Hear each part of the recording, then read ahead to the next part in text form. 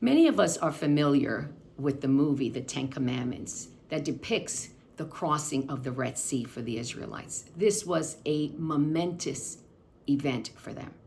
Let's take a look at what the psalmist says in Psalm 77.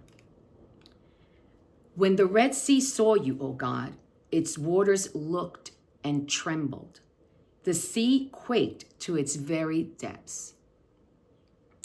Oftentimes, when we face a Red Sea, it is us who are really trembling. It is us whose heart gets gripped with fear, and we wonder, Lord, how are we going to cross to the other side?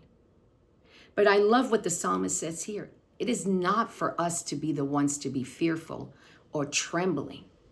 It is the situation itself that you're facing, that Red Sea situation, and its response to God, because he says, when the Red Sea saw you, O God, it trembled. The seas quaked. What a wonderful truth to hold on to the next Red Sea you experience. But he goes on further and he says in verse 19, your road led through the sea, your pathway through the mighty waters, a pathway no one knew was there. God permits those Red Sea moments into our lives for a reason, and that is to show his greatness.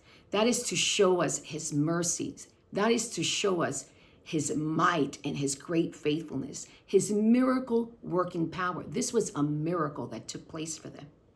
So the next time again, when you face that Red Sea, God is allowing you to walk through that road.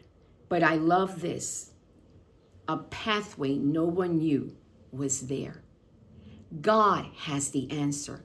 God himself would lead you out of that situation. God himself would part those waters, even though we don't see it in that very moment. When they came and they stood before that sea, they had no way of knowing how they were going to get to the other side, but God knew it all the time. So take encouragement today. For every Red Sea that you're going to face, God already has set the path before you to bring you to the other side. Isn't our Father good? Isn't our God so great? May you take encouragement today.